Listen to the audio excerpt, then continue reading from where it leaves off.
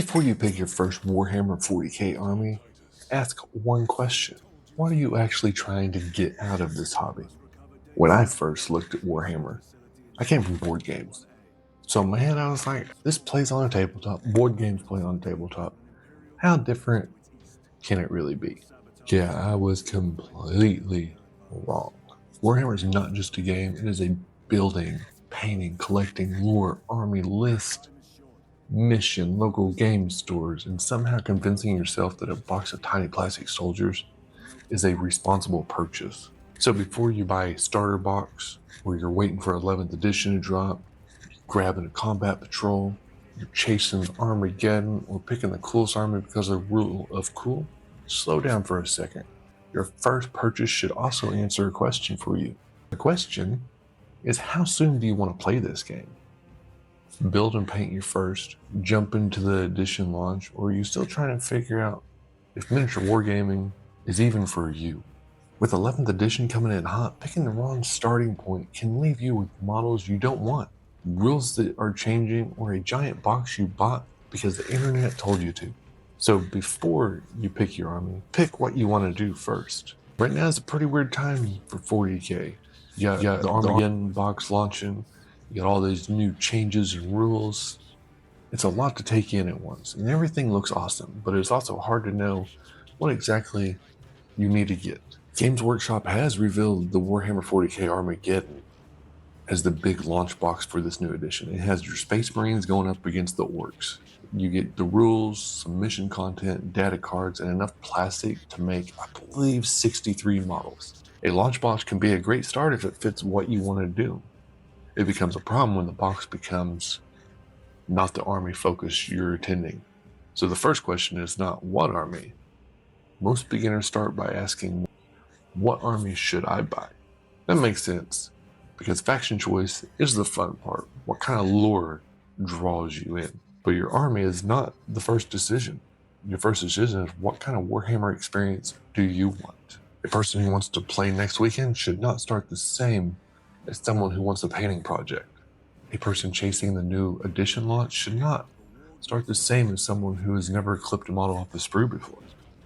And someone playing in a local shop has a different first move than someone playing at home with a friend with cereal box terrain, which, by the way, cereal box terrain is undefeated. It may not look pretty, but it blocks line of sight like a champion. Same game, different starting points for people. Path 1 is you want to play really soon, maybe next weekend.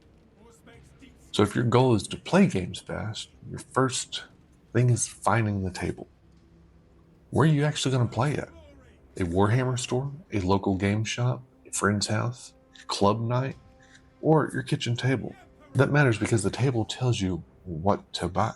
If people near you are playing Combat Patrol, that makes a strong starting point. If everyone is waiting for 11th edition starter products, waiting might make a little bit more sense. If your friend already has an army and wants to teach you, you may not need anything huge yet at all. That is part of some beginner confusion. They buy random cool units, but those units don't make a playable force. If you want games fast, buy toward an actual format, not just random shelf trophies, because Game Workshop makes incredibly cool units. Shelf trophies are really cool, but they do not help when your opponent is ready to play and you brought one character, one tank, and a drain. Check your local game store before you spend big money. A demo can show you if you even like how Warhammer 40K feels on the table. Path 2, you want to build and paint first, because that's a completely different hobby than playing the game.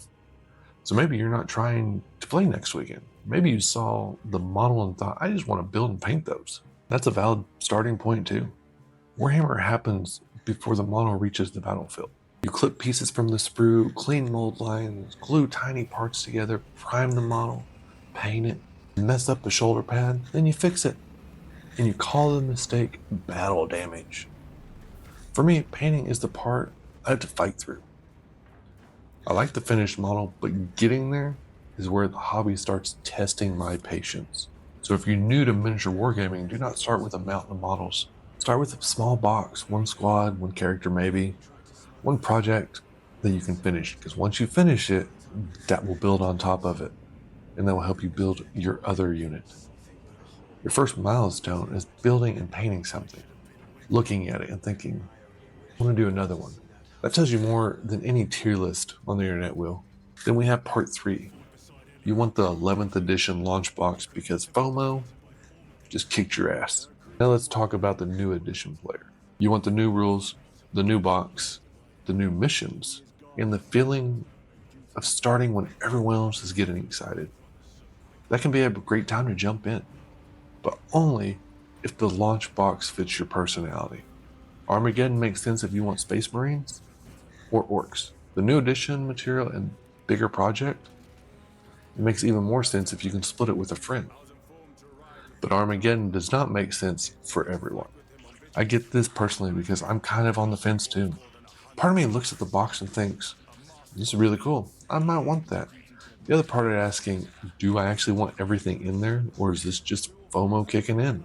If you don't care about Space Marines or Orcs, slow down. If you only want one model inside, slow down. If you are buying because everyone online is excited, I would definitely slow down. The launch box is not the only doorway into 11th edition. It is one doorway, a big, flashy, dangerous one to the bank account doorway. If it fits your plan, awesome. If not, you can start Warhammer without forcing yourself into a box that was never meant for you. And if you are trying to start Warhammer without getting buried under random boxes and models, you're scared to paint, subscribe. That is what we do here. Help new players make better hobby moves before the plastic takes over their house. Now, path 4, you have no clue yet. This might be the most normal beginner path. You're interested, the models look cool, you've watched a few videos, you maybe checked prices and briefly questioned every life choice that brought you here. But you still do not know what army you want. That's fine. Actually, that can save you a lot of money. If you are unsure, do not fix that by buying a full army. Go to a local game store, ask about a demo game, watch a game in person, see what armies look like on the actual table, not just on a product page with perfect lighting. The table teaches you things that web stores can't. If you still want to buy something while you figure it out, keep it tiny. One infantry box, a character. Curiosity does not need to become a 2,000 point commitment by Friday. What should you buy first? Once you know what path you're going to go down, the first purchase gets a little bit easier for you. If you want to play soon, buy toward the format people near you are actually playing.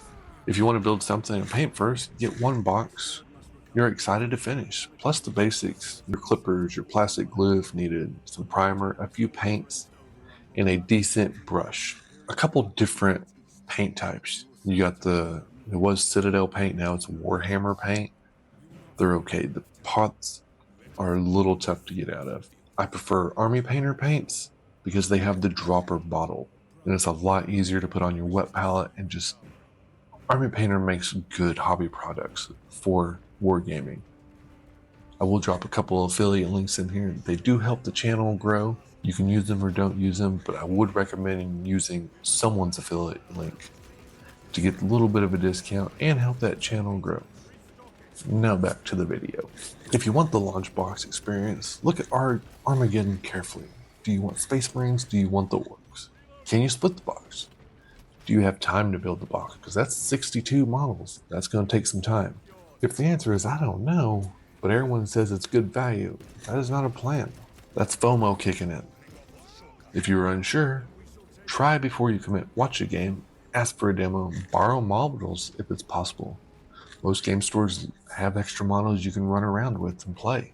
Your first purchase should teach you something about yourself as a hobbyist, not give you more plastic to feel guilty about later. What I would be careful before buying. With 11th edition this close, I would be careful with older rule products. I would slow down on codexes. Older books, mission cards, and data cards can be risky if you don't know the version your group is going to play. I would also be careful buying a full army list from advice that might age badly once the new edition lands. Models are usually safer than rules during the edition change. Space Marines is probably still Space Marine, and an Orc is still probably an Orc. Some rules might change, but books, cards, missions, points, and army building stuff can definitely shift. Start with the part of the hobby you actually chosen. So I'd be careful starting some random army. I would do a little bit of research, because right now Games Workshop is dropping all sorts of codex updates. Now they say the codex will go to 11th edition, where it's not a brand new codex, just some rule changes. So right now, before 11th edition drops, it's a fine time to do some research on what might be changing. So before you pick your first army, ask yourself some stuff. Who am I going to play with? Do I want fast games? Do I want to paint more projects? Am I love collecting the lore? Or is it just the new edition hype got me ready to jump in? Do I actually like the models? Can I build and paint this without hating my desk? Does this purchase help my first 30 days into the hobby? Am I buying because I want it, or because the internet is yelling at me? And the big one, am I starting with a plan, or am I starting with a shopping cart? Your goal is not to do all of Warhammer at once. Break it down in sections. Your goal is to find the part of the hobby that fits your time, your budget, and the excitement. So, before you pick your army, pick which way you want to go. And once you know the path, the next step is building your first 1,000-point army, because that is where your cool models start becoming a force that can play mission, hold objectives, and do more than just look dangerous on your shelf. If you made it this far, subscribe for more beginner-friendly Warhammer 40K help. Thanks for watching, and may those dice roll hot.